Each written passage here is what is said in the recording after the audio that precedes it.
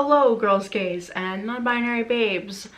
Today I am so excited. I've been doing a video that I've been wanting to do for so long, and that is folk horror books. I am folk horror's #1 fan.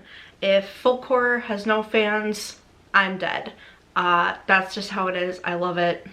It's my favorite thing to watch, to read, to consume, and I'm here to share with you my favorite folk horror books, and hopefully you can get something good out of this, and if not, I hope you just enjoy the ride.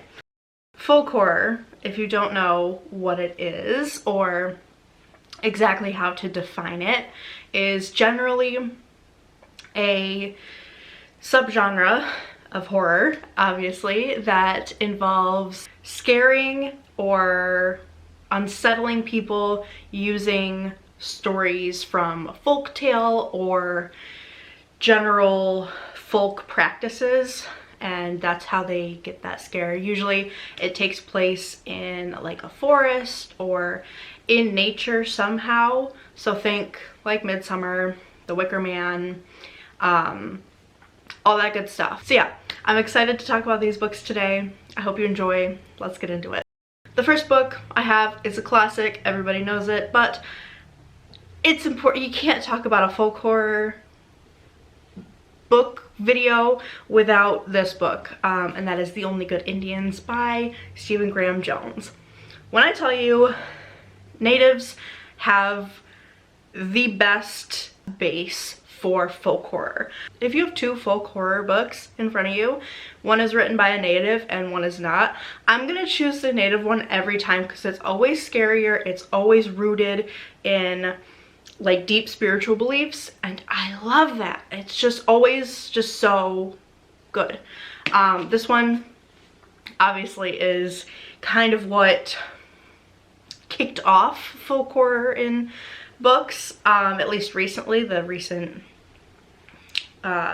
excitement for them, and for good reason. This is a fantastic book, and it follows a man who him and his buddies years ago were on a hunting trip, and they killed a mother deer that was pregnant, and it comes back to haunt them later in life, and it's like following them later in life. It's horrifying, it's disturbing, it's gory, and it's fantastic. This takes place on a native reservation, and it's just overall such a fun book, and if you're looking to get into folk horror, then I would suggest this one. We are going to keep this party going with some more native folk horror, and we're going to continue on to Moon of the Crested Snow by Wogeshig Rice.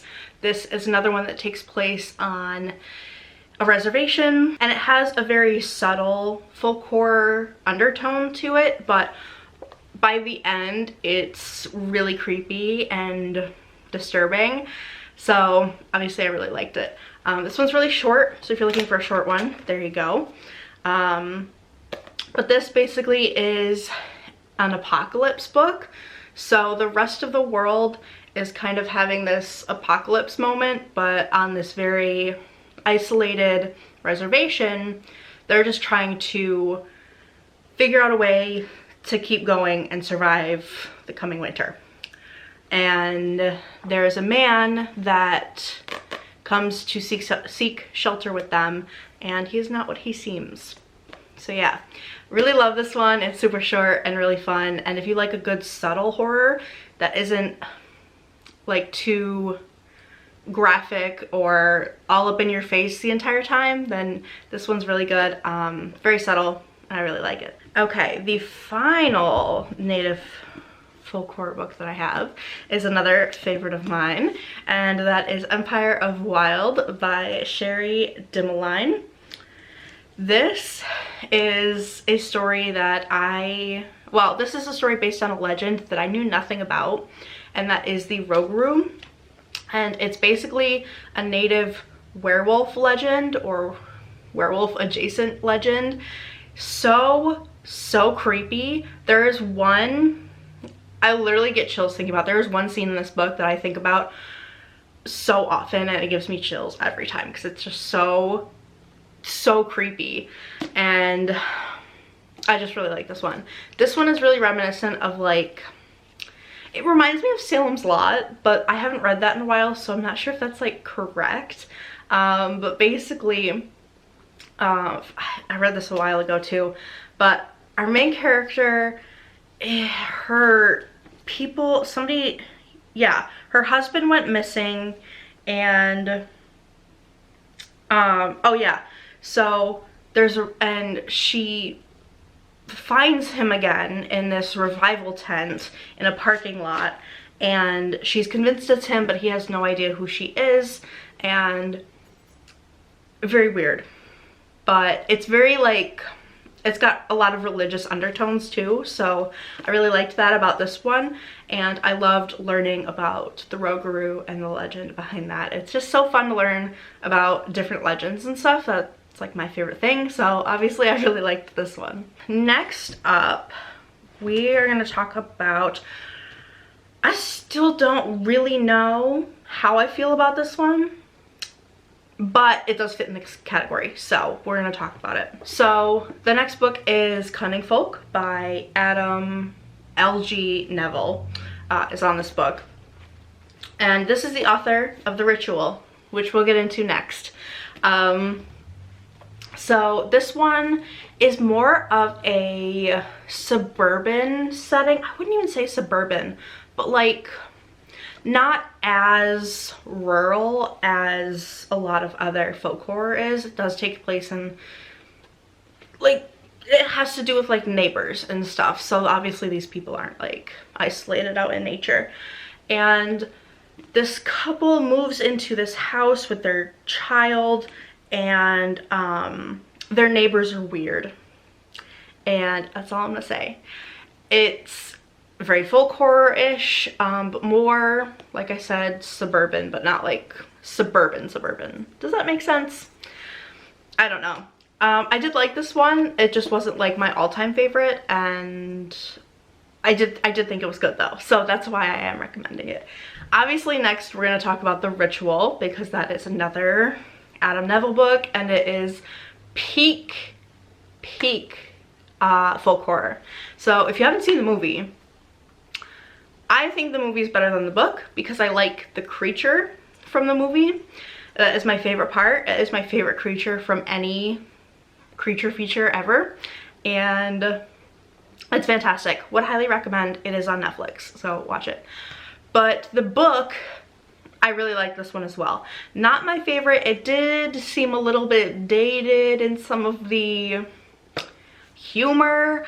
It's about 4 guys who go backpacking in Sweden, I believe, and they veer off trail, or they get lost, and they discover things. It's kind of like the Blair Witch Project meets like The Wicker Man, and I loved the movie. Really liked the book. The only downside was the seemingly dated.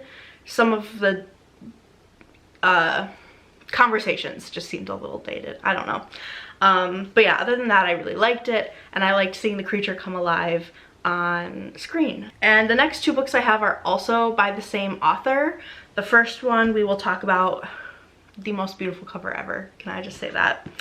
The Hollow Places by T. Kingfisher. I mean, come on, I want this tattooed on me. This is so cool and creepy. So this one is not,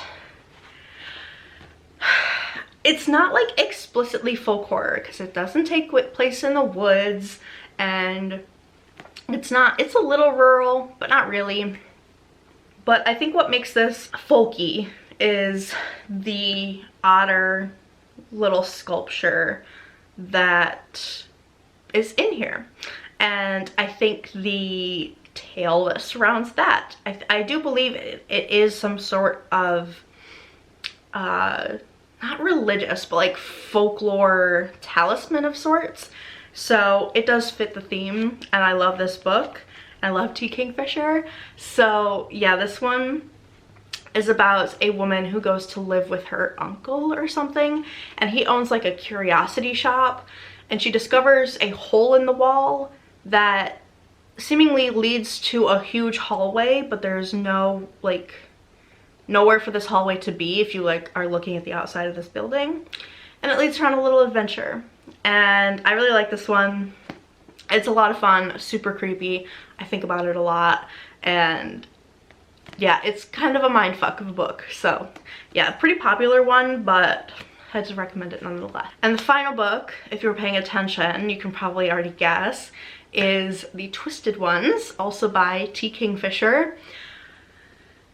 This is another one of like the folk horror books. Like, it fits the definition like to a T. This one's about a woman who is going to her grandmother's house to clear out all of her stuff because her grandmother has passed away. And her grandmother was like a big hoarder, and when she gets there, the whole town is pretty like weird. But if you live in like the Northeast, that makes sense. A lot of people up here are just weird out in the sticks, so I mean it makes sense. But the people around her are really weird. There's some strange things happening while she's staying there, some mysterious things. It does have another creature, and I love a good creature feature book, and so I really like this one as well. Obviously it's phenomenal, and anything by Kingfisher is gonna be phenomenal. So yeah, definitely a classic folk horror in my opinion, and if you like the genre and you haven't read this one, then you need to drop everything and pick this one up, I promise you. So that is going to do it for this video. Hope you guys enjoyed. Please feel free to leave more recommendations for me down below. I would especially love some new folk horror recommendations. So yeah, thank you so much for watching, and I'll see you in the next one.